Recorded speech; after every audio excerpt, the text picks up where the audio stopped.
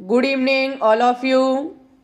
जैसा कि आप सभी लोगों को पता है कि Uttar Pradesh state medical faculty first round counselling admission की प्रोसेस जो है वो स्टार्ट हो चुकी है, लेकिन कुछ स्टूडेंट सेकंड काउंसलिंग का लगातार इंतज़ार कर रहे हैं कि सेकंड राउंड काउंसलिंग कब से स्टार्ट की जाएगी और कौन सेकंड राउंड काउंसलिंग में हिस्सा ले सकता है और कौन नहीं ले सकता है। हम आपको बिल्कुल सटीक जानकारी देंगे, आपको वेबसाइट के माध्यम से एक एक पॉइंट को बहुत ही बारीकी से समझाएंगे और बिल्कुल क्लियर करके बताएंगे कि ये कब से स्टार्ट होगी और कौन ऐसे अभ्यर्थी हैं जो इसमें भाग ले सकते हैं और कौन ऐसे अभ्यर्थी हैं जो इसमें भाग नहीं ले सकते हैं।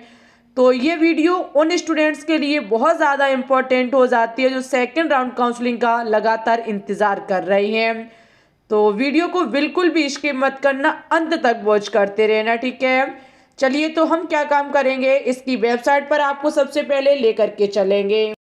तो यहाँ पर आप सभी लोग देख सकते हैं लिखा हुआ है कि प्रथम काउंसलिंग के परिणाम के पश्चात प्रवेश प्रक्रिया पूर्ण होने के उपरांत द्वितीय काउंसलिंग की तिथियां शीघ्र ही वेबसाइट, जो आपके सामने ये वेबसाइट नज़र आ रही है, इस पर अपलोड की जाएंगी। कहने का मतलब है कि जो स्टूडेंट सेकंड राउंड काउंसलिंग का इंतज़ार कर रहे हैं, सबसे पहले आपको हम बता दें कि जब तक आपकी प्रथम काउंसलिंग की प्रक्रिया पूर्ण नहीं हो जाएगी तब तक आपकी द्वितीय काउंसलिंग यानी कि सेकंड काउंसलिंग जो है वो स्टार्ट नहीं की जा सकती है। हाँ, हो सकता है कि तिथियां घोषित कर दी जाएं। अगर जैसे ही कोई सेकंड काउंसलिंग को लेकर के डेट घोषित की जाएगी हम आपको सबसे पहले बताएंगे। अगर हम बात करें फर्स्ट राउंड काउंसलिंग की तो ये आपकी 26 नवंबर को ख़त्म हो जाएगी। जैसे ही 26 नवंबर को आपकी फर्स्ट राउंड काउंसलिंग ख़त्म होती है वैसे ही आपकी सेकंड राउंड काउंसलिंग की प्रोसेस जो है वो स्टार्ट कर दी जाएगी। कैसे क्या होगा हम आपको जानकारी टाइम टू टाइम देते रहेंगे। जैसे ही फैकल्टी के द्वारा कोई नया नोटिस जारी किया जाएगा हम आपको सबसे पहले बताएंगे, ठीक है। अच्छा, तो अब हम बात करेंगे कि द्वितीय काउंसलिंग में कौन स्टूडेंट्स हिस्सा ले सकते हैं। तो चलिए आप देख सकते हैं यहाँ लिखा हुआ है कि द्वितीय ऑनलाइन काउंसलिंग हेतु पात्र अभ्यर्थी, कहने का मतलब है कि कौन स्टूडेंट सेकंड काउंसलिंग में हिस्सा ले सकते हैं। बहुत ही बारीकी से चीज़ों को हम समझाएंगे और बहुत ध्यान से आपको चीज़ों को समझना है। सबसे पहले द्वितीय ऑनलाइन काउंसलिंग में ऐसे अभ्यर्थी भाग ले सकते हैं जिन्होंने प्रथम ऑनलाइन काउंसलिंग में प्रतिभाग नहीं किया था। कहने का मतलब है कि जिन स्टूडेंट्स ने प्रथम काउंसलिंग में कोई भी हिस्सा नहीं लिया है और अगर आप लेना चाहते हैं हिस्सा लेकिन प्रथम में नहीं लिया तो आप सेकंड में ले सकते हैं।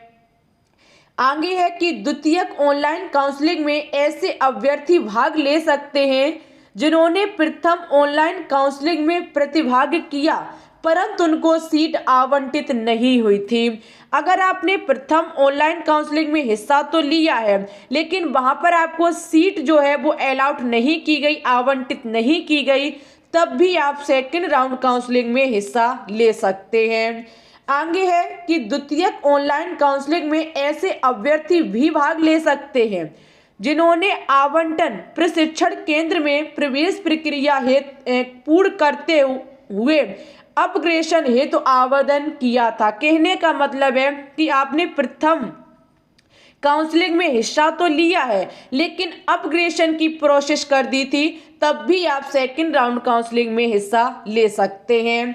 आगे देखो, चौथे पॉइंट को बहुत ही ध्यान से समझना। यहाँ लिखा हुआ है कि द्वितीय ऑनलाइन काउंसलिंग में ऐसे अभ्यर्थी भाग ले सकते हैं जिनका प्रथम ऑनलाइन काउंसलिंग में संबंधित प्रशिक्षण केंद्र द्वारा कोई डॉक्यूमेंट्स निरस्त कर दिया था परंतु अभ्यर्थी द्वारा दूसरे राउंड काउंसलिंग में पूर्व सही करा लिया हो, लेकिन 10वीं 12वीं के प्राप्त अंकों में के प्रतिशतों में किसी भी प्रकार का संशोधन स्वीकार नहीं किया जा सकता है क्योंकि इसके आधार पर योग्यता सूची जारी की जा चुकी है। देखो यहाँ लिखा हुआ है कि द्वितीय काउंसलिंग में ऐसे अभ्यर्थी भी भाग ले सकते हैं जिन्होंने प्रथम काउंसलिंग में भाग तो लिया था और सीट भी मिली थी, लेकिन जब वो एडमिशन टाइम गए तो उनका कोई ऐसा डॉक्यूमेंट्स जो निरस्त कर दिया गया, यानी कि फर्जी पाया गया। फर्जी नहीं कहने का मतलब है वो सही नहीं था। अगर उसको आपको फैकल्टी के द्वारा यदि आपका निरस्त कर दिया जाता है, लेकिन उसमें आप कनेक्शन करा लेते हैं सेकंड राउंड काउंसलिंग तक, तो आप सेकंड राउंड काउंसलिंग में हिस्सा ले सकते हैं। लेकिन यह शर्त है कि 10 और 12 जो आपके 10th और 12th जो कि प्राप्त अंक है, इसमें किसी भी प्रकार की जो भी संशोधन है, जो भी कनेक्शन है, वो मान्य नहीं किया जा सकता है। क्योंकि आपको पता है कि 10th और 12th की मेरिट बेस के हिसाब से ही यहाँ एडमिशन हो रहा है, तो ये मेरिट लिस्ट जो है वो जारी कर चुके हैं ये लोग, तो यहाँ पर किसी भी प्रकार का संशोधन जो है वो मान्य नहीं किया जा सकता। It's okay. तो ये कुछ थे हमारे पॉइंट जो द्वितीय ऑनलाइन काउंसलिंग में स्टूडेंट्स भाग ले सकते हैं। अब हम बात करेंगे कि द्वितीय ऑनलाइन काउंसलिंग में कौन ऐसे स्टूडेंट्स हैं जो अपात्र का मतलब है जो पात्र यानी कि हिस्सा नहीं ले सकते हैं। तो देखो एक एक चीज को बड़ा ध्यान से समझिएगा। यहाँ लिखा हुआ है कि द्वितीय ऑनलाइन काउंसलिंग में ऐसे अभ्यर्थी भाग नहीं ले सकते हैं जिन्होंने प्रथम ऑनलाइन काउंसलिंग में सीट आवंटित होने के पश्चात सिक्योरिटी फीस ₹5,000 जमा नहीं किए थे।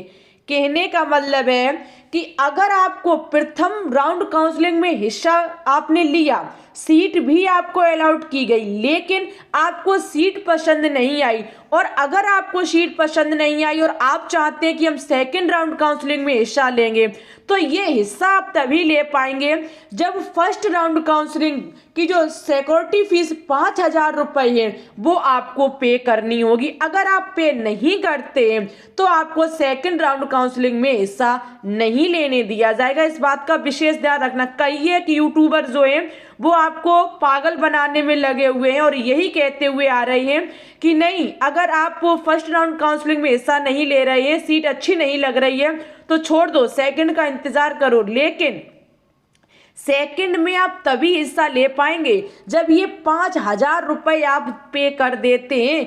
कब? Security fees. First round counselling में जो आवंटित आपको सीट हुई है उसके लिए आपको ₹5,000 सिक्योरिटी फीस पे करनी होगी।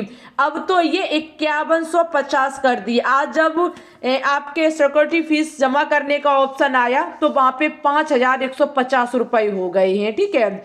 अच्छा, आगे लिखा हुआ है कि द्वितीय ऑनलाइन काउंसलिंग में ऐसे अभ्यर्थी भाग नहीं ले सकते हैं जिन्होंने प्रथम ऑनलाइन काउंसलिंग में सीट आवंटित होने के पश्चात सिक्योरिटी फीस जो ₹5,000 जमा की है, परंतु उन्होंने आवंटन प्रशिक्षण केंद्र में प्रवेश प्रक्रिया पूर्व नहीं की थी या फिर रिपोर्टिंग नहीं की थी। कहने का मतलब है कि आप प्रथम राउंड काउंसलिंग में आपको सीट मिली है, आपने सिक्योरिटी फीस तो जमा कर दी, माना कि आपने फीस पे कर दी ₹5,000, लेकिन आप प्रशिक्षण केंद्र में नहीं जाते, एडमिशन कराने के लिए नहीं जाते हैं, तब भी आपको सेकंड राउंड काउंसलिंग में हिस्सा नहीं लेने दिया जाएगा।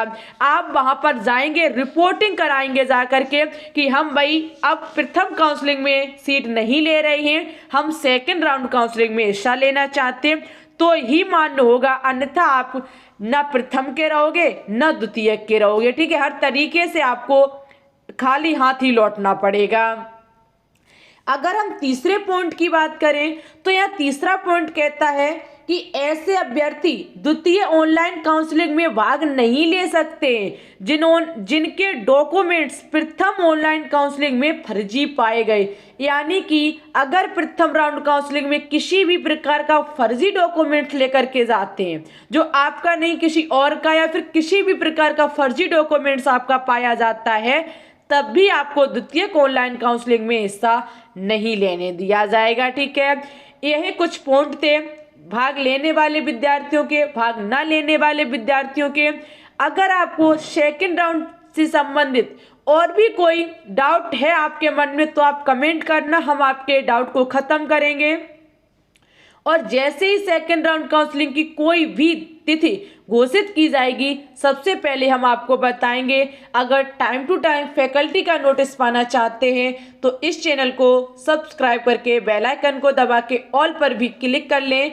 और वीडियो अच्छी लगे तो प्लीज़ इसे लाइक एंड ज़बरदस्त तरीके से शेयर कर दो उन विद्यार्थियों के पास जो लगातार सेकंड राउंड काउंसलिंग का इंतज़ार कर रहे हैं। और भाई बड़ा ध्यान से काम करना जो प्रथम राउंड काउंसलिंग में भाग ले चुके हैं और किसी भी प्रकार से आप इसमें नहीं बैठना चाहते, द्वितीय काउंसलिंग तक पहुंचना चाहते हैं तो इन पॉइंटों को बहुत ही ध्यान से समझना, ठीक है। फिर आप अपना कमेंट छोड़ना, हम आपके डाउट को और भी अच्छे से क्लियर कर देंगे। It's okay, thank you.